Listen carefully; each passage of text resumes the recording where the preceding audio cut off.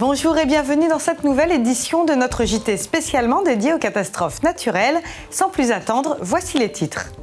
Nous consacrerons une bonne partie de ce JT à faire le tour de l'Europe, des différents systèmes CatNat. Nous passerons par l'Espagne, l'Allemagne, le Royaume-Uni, la Suisse et même la Turquie. Et nous finirons ce JT avec les dernières actualités en images.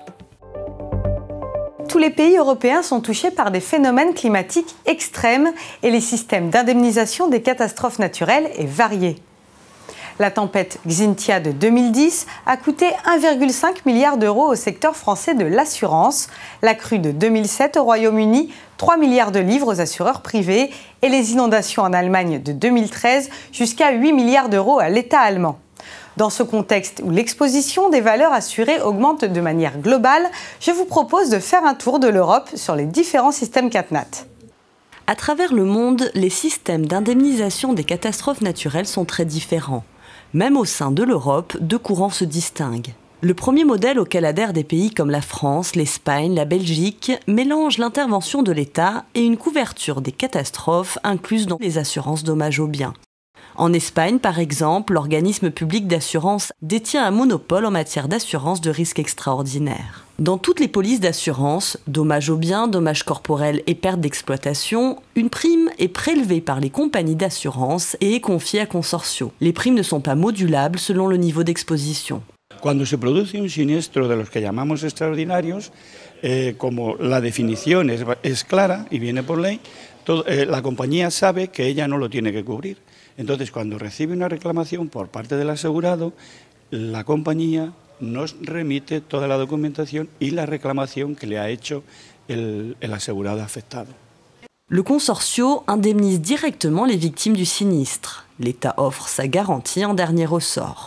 D'un autre côté, il y a des pays comme l'Allemagne, la Suède, la République tchèque ou la Grande-Bretagne pour lesquels l'assurance n'est pas obligatoire. Le régime CatNat repose entièrement sur l'assurance et sur la réassurance privée. En théorie, les pouvoirs publics interviennent très peu pour indemniser les particuliers et les entreprises en cas de catastrophe naturelle. En Allemagne, où il n'y a pas d'assurance CatNat obligatoire, les assureurs allemands sont donc libres d'appliquer les tarifs, les franchises et les indemnisations en fonction des risques couverts. Il n'existe pas de système CatNat en Allemagne.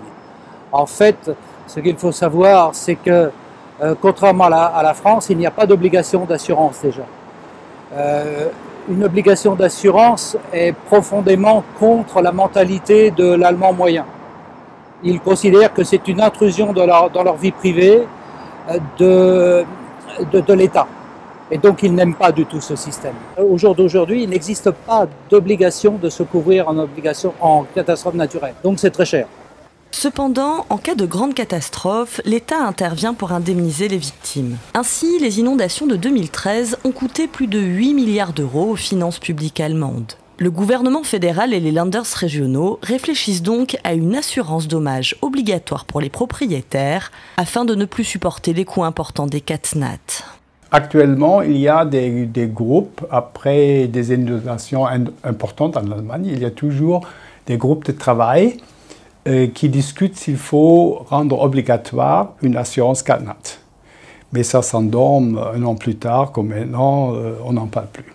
Actuellement, 99% des bâtiments pourraient être assurés contre les CatNat, mais il y a seulement un tiers qui sont vraiment assurés. Parce que les propriétaires, qui doivent payer bien sûr la prime, ne sont pas prêts.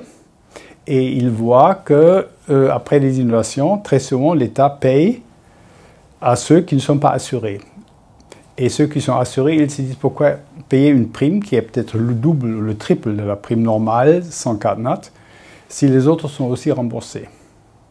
Donc finalement, actuellement, c'est l'État, ce sont tous les citoyens qui payent par des subventions ceux qui ne sont pas assurés. Le Royaume-Uni est également en train de transformer son système CatNat, au moins pour le risque inondation. L'Association des assureurs britanniques a mis en place Flood-Re, un dispositif public-privé qui doit permettre aux foyers les plus exposés au risque d'inondation d'assurer leur maison contre ce péril. It's a joint development between the UK insurance industry and the government. Essentially, it's a form of reinsurance. Insurers can cede policies to Flood-Re, and then we provide reinsurance for the flood element of their policies. Les primes des habitations situées en zone inondable seront plafonnées dès l'été 2015. Flood-Re doit aussi permettre à environ 200 000 foyers de pouvoir s'assurer à un prix raisonnable. For insurers, they know how much it will cost to cede a policy to Flood-Re, and that's fixed.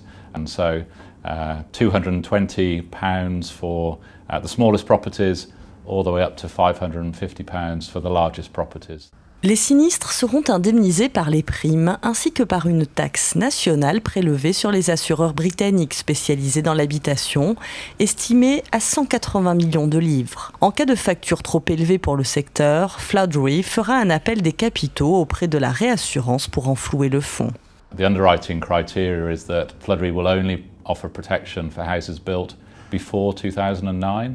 And that's really important. That's when UK planning laws, so the government telling people where they can and can't build. The planning laws changed in 2009, so it is a criteria that new homes will not be covered by Flood-Re if they're built in the highest risk flood areas. En Suisse, 19 des 26 cantons sont assurés par le système d'assurance CatNat public. Les 7 autres cantons sont assurés par le marché privé. Si vous avez une catastrophe naturelle dans un canton de droit public, c'est l'assurance publique de ce canton qui doit payer tous les dommages de cet événement. Et puis eux, ils ont une réassurance commune. Ça, c'est l'Union intercantonale de réassurance. Les établissements cantonaux d'assurance ont mis en place un système de mutualisation du risque. Dans un premier temps, c'est donc l'Union intercantonale de réassurance qui intervient.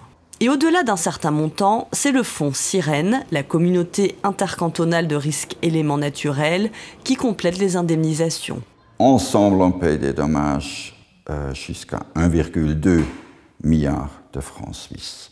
Et si le dommage commun, si le dommage total serait plus haut que ces 1,2 milliard de francs suisses, il retomberait sur les établissements cantonaux.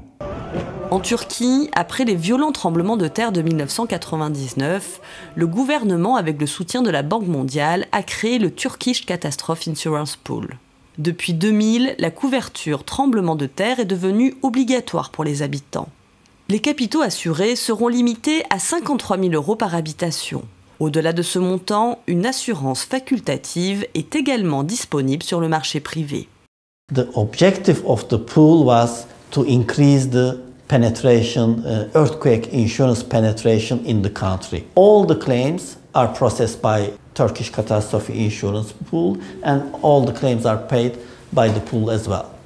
Grâce à un emprunt de la Banque mondiale, l'organisme public turc peut couvrir jusqu'à 80 millions de dollars de dommages. Au-delà de ce montant et jusqu'à 1,5 milliard, le risque est transféré au marché privé de la réassurance. L'État turc offre sa garantie d'État en dernier ressort. Currently, our capacity for the big event is over $5 billion, and we are, as our portfolio is increasing, we are increasing our capacity as well, and our penetration rate is now around 36%. Before the earthquake, actually, it was less than 4%. Malgré la diversité des systèmes d'indemnisation, les pays s'accordent sur la nécessité d'investir dans la prévention des risques, pour réduire l'impact sur les vies humaines et la sinistralité d'un côté, et pour soulager les comptes publics et les compagnies d'assurance de l'autre. Pour finir, je vous propose de revenir sur les dernières actualités CatNat.